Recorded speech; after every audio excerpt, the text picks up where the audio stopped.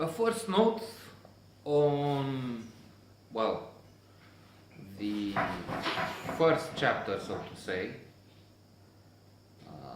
Before this is the Old Testament, the New Testament.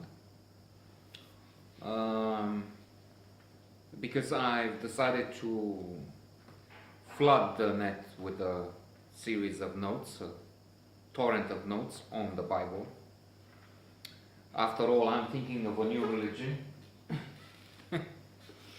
And so the Bible would be a keystone for that, because that new religion would include elements from the Holy Book, from the life of Brian, the Quran, positive psychology, and so much more. The diet of healthy living, corny, fasting, vegan, not as rules that would put one to death or excommunicate, but just as simple suggestions. Anyway, that's part of a joke, somewhat, something of a joke. Although I may be getting serious with that. But returning to the Bible, I approach it with some mixed feelings. First of all, as a child, I had not a religious education as such. I didn't go to Catholic school or some Jesuit outfit, but still, someone took care of us. Our parents both worked, and I have a sister, and we both had to listen to Madame Profir, a woman who lived in an apartment close by, and was very religious. As far as I remember, she kept talking about the Bible, the stories.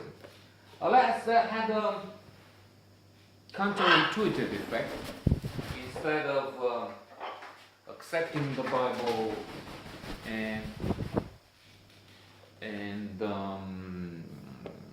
living a Christian, decent life with modesty, with respect for Almighty, the others, without looking at someone else's wife or friend, girlfriend. Quite often I did the opposite. It is also true that added to this mix was communism, an atheist religion, concept, system, philosophy, if you will, which denies the existence of God and fights the church, and it might have had an impact. For sure, communism had an impact. I don't know how much in this department. I mean, I refused the ideas of communism, which I hate to this day. If someone is left-wing, that's enough for me to just dismiss him or her. Alas, that's not very fortunate, but there it is, the influence of communism. In terms of religion, I'm not sure what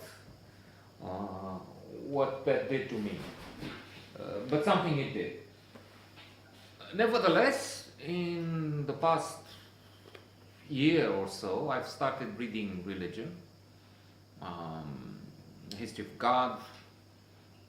I'm reading through The Case for God by the same Karen Armstrong, a wonderful author, and as I understand it, the ultimate best scholar and expert there is now on religion. And I'm beginning to see things different. So now the Bible is not like a comic book or a comedy as I used to see it through decades of atheism and superficial, arrogant look at the Christians as if they don't get it. They're not intelligent enough to see that the world was not created by God, that it's not 7 days, and so on. And I've come to one of the main points. That's not the way to read the Bible. There are myths, legends, and stories where you have to read the message. It's not 7 days ad literam. Really, even if some, including this Mike Lansing, are creationists and think 7 days, that's all it took God. But I'll come back to this.